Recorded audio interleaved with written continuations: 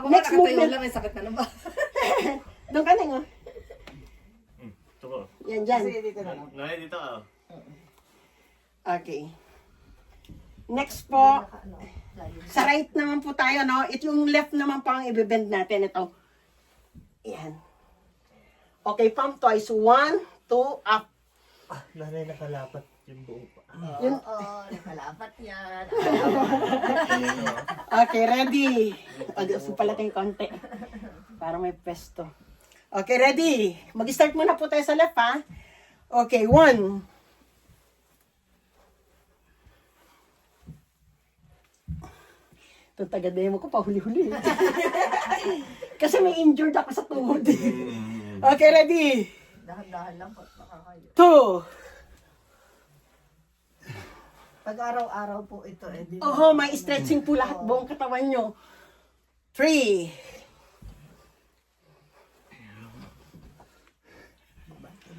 Yan.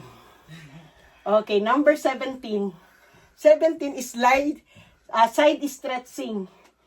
Kasi po dinidevelop natin po dyan yung position ng paa pag sumisipa na tayo. Yan, pag sumisipa. Kaya ngayon po side. Kanina na ito yung front. Ngayon side naman po. Opo, hindi po naka-blade nakasakong po. Sakong po yung i-emphasize nyo. Yan, ganyan na po. Tapos nakalapat po yung sakong. Okay, ready? Talagang may stretching lahat. Ano po? Okay, ready? Okay, dalawa lang. 2 counts lang. 1.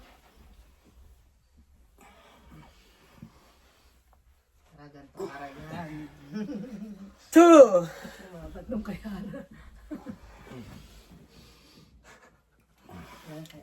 Okay. Hands on waist. Number 18 na po. Number 18 is back stretching. Ang i-stretching natin yung left leg muna. Okay, magtutwist tayo sa right side. Ayan o.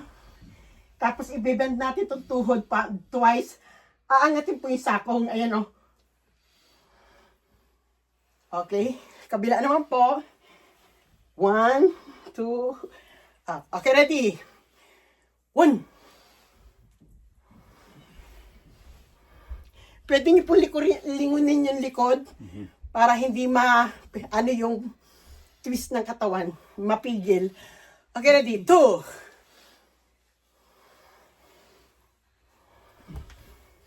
3.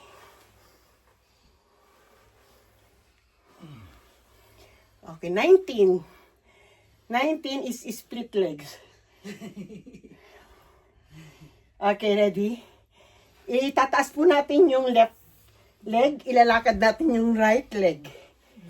Hanggang maging ganyan po. Mag-split up. Okay, ready? 1. Magagawa mo din yan. Opo, unti-unti lang. 2. 3. Nahirap yung jogging. 4. Okay. Kaya na eh. Twist naman po sa kabila. Kabila naman po. 1. Nagka po mula bata, nagaganto na yan. 2. 3. Yung balance ko niyo po dito sa magkabilang ano. Okay. Pump up. Kaya ka nito. Ako na siya, parang hindi ka hingali. Saka naman. Instruction. Okay, ano naman? Magkuman ka. Okay, last bago tayo mag-breathing. Mag-breathing exercise muna sana tayo eh. Kaya pa ba? Okay. Feet together. Breathing exercise muna. Okay. Yung right hand sa ibabaw. Close feet. Okay, pag inhale, angat yung sakong. Sabay, ng inhale. Pag exhale, unti-unti pong baba ng sakong. Para i-exhale nyo naman yung hininga nyo. Na po, slowly lang. Pag napapagod po, ganito yung ginagawa namin. Relaxation para sa panghinga. Okay, ready? 1. 2. 3. 4. 5. 6, 7, 8, 9. Last number, buga. Medyo ano na, na-relax na uli. Okay. Nagkakaroon tayo ng mga aso. Okay, from close feet, magko-command po ako ng ready position, yung inaral po natin nung una. Ayun po, tataas yung left leg, baba, suntok sa unahan, hugot. Okay, ready? Okay, ready position, move. Yan, okay, continue tayo. Yung tinatawag, number 20 is tinatawag na stationary running. Okay, yung left foot, iangat natin, isisipa natin paunahan. Pagbaba po noon, hila yung paa sa likod para ready for swing sa harap uli. Alternate lang po yan. Ayan o.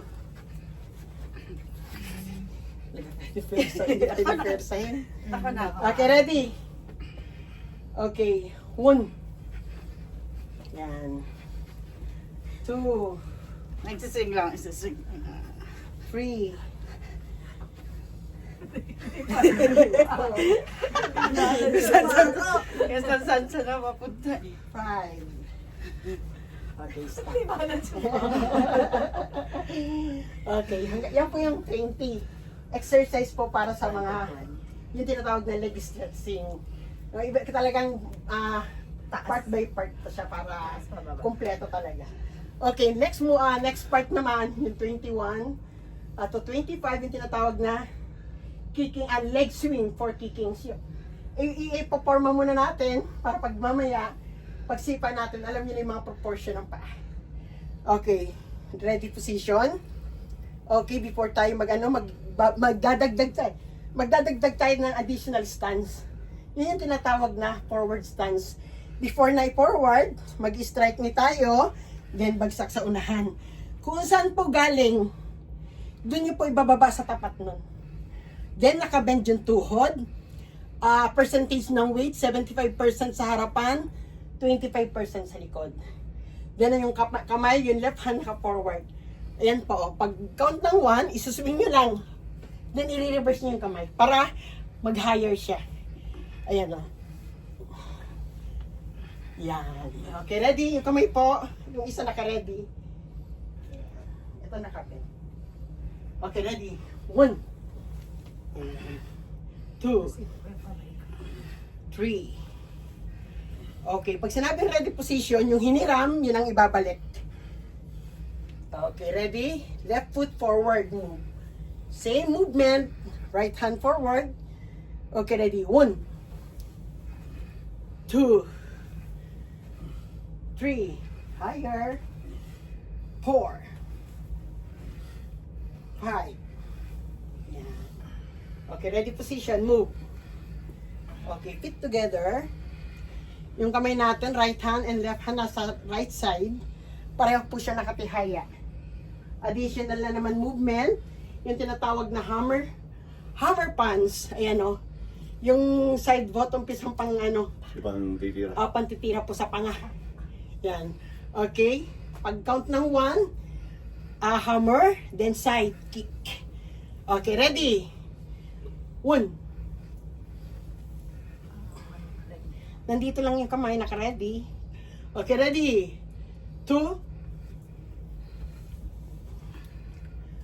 3. Okay, reverse. Right side naman tayo. Adjust na lang po ng ano. Okay, same movement. Head jerking. Side hammer and side kick. Ready? 1. Hindi po nakatayo yung paa. Front kick yan. Side kick. Naka-side po talaga yung paa. Okay, tsaka sakong yung ine-emphasize. Okay, ready? 2. Yan. 3. Yan. 4. Yan. Sige lang. Naiba yung kamay. Ready position, move. So kapag ka kasi nag-ano, combination na siya, kamay paa na. Kaya lang, slowly lang yung pag-adjust. Okay. Left foot forward for walking stance. yung stances natin mababago na naman uli. Instead na forward stance, magiging walking stance. So, kung ano yung luwang ng lakad, yun yung magiging stances natin. Left foot forward, move. Yan, okay? Ito yung tinatawag na leg swing for back kick. O, the twisting, naalala nyo kanina, di ba, nag-exercise po tayo ng ganyan. So, naidadagdag na uli sa mga ibang lesson. Okay, pag twist ng sa likod, isuswing natin yung paa nasa harapan. Ayun o. For back kick. Sakong uli. Okay, yan na. Okay, ready? 1. Yan. 2. Yan.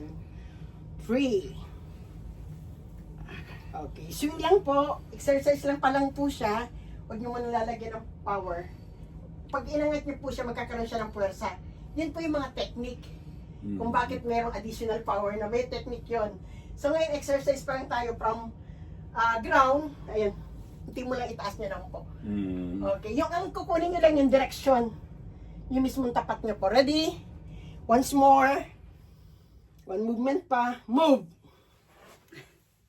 Yan. Okay, good. Ready position, move. Right foot forward for walking stance, move.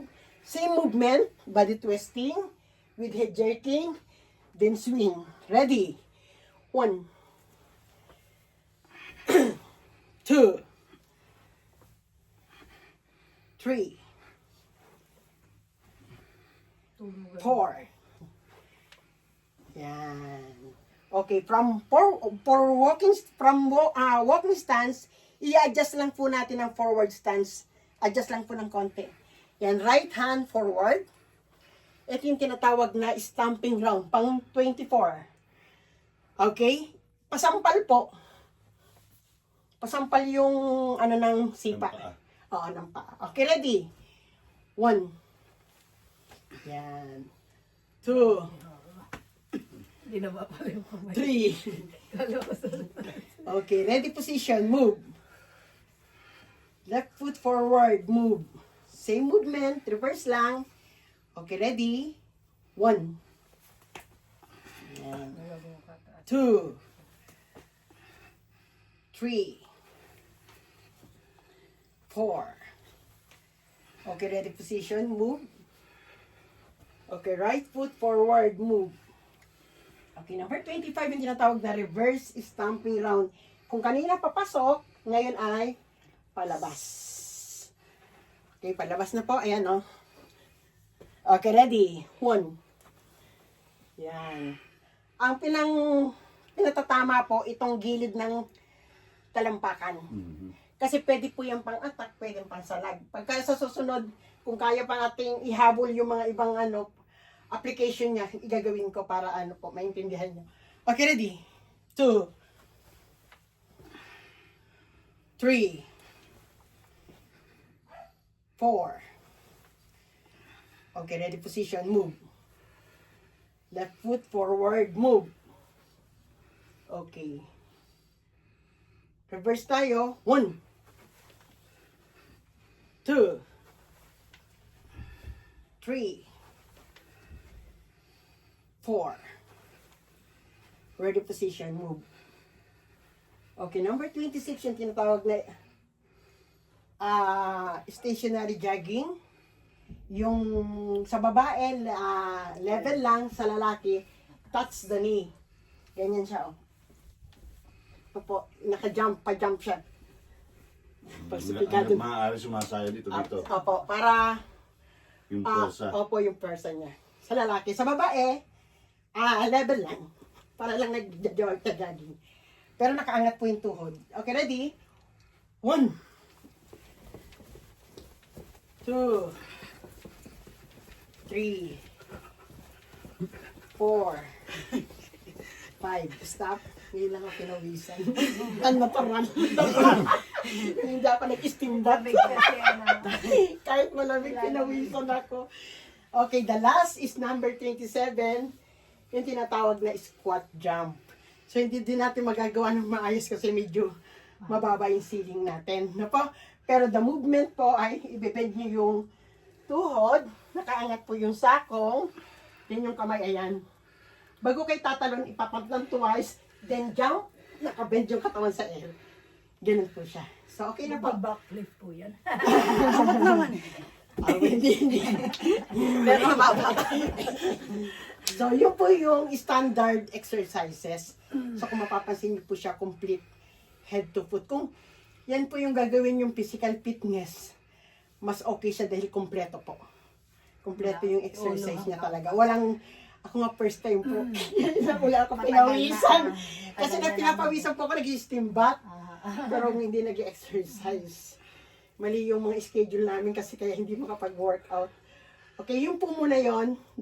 Mag-rest muna po tayo, no? Okay, ready? Bow.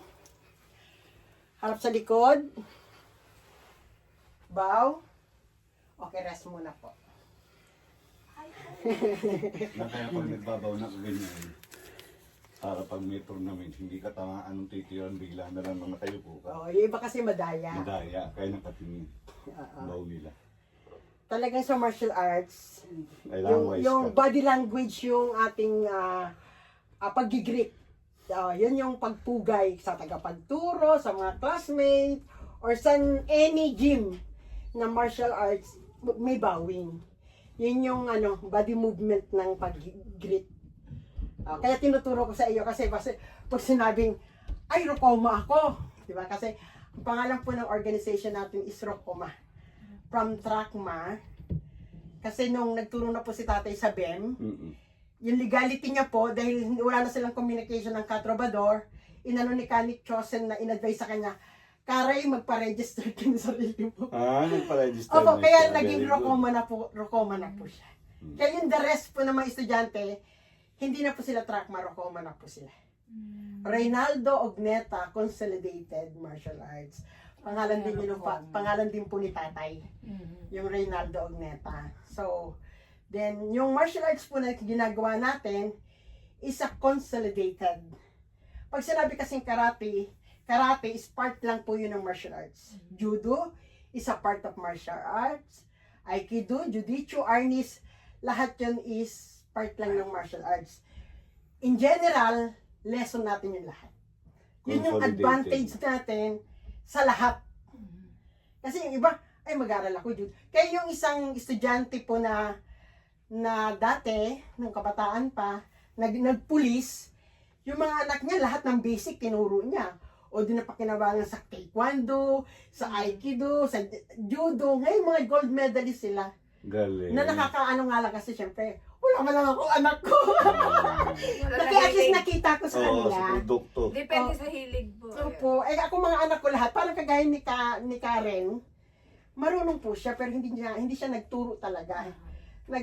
Kasi hindi compare sa akin, na ako po yung naturuan talaga ni tatay na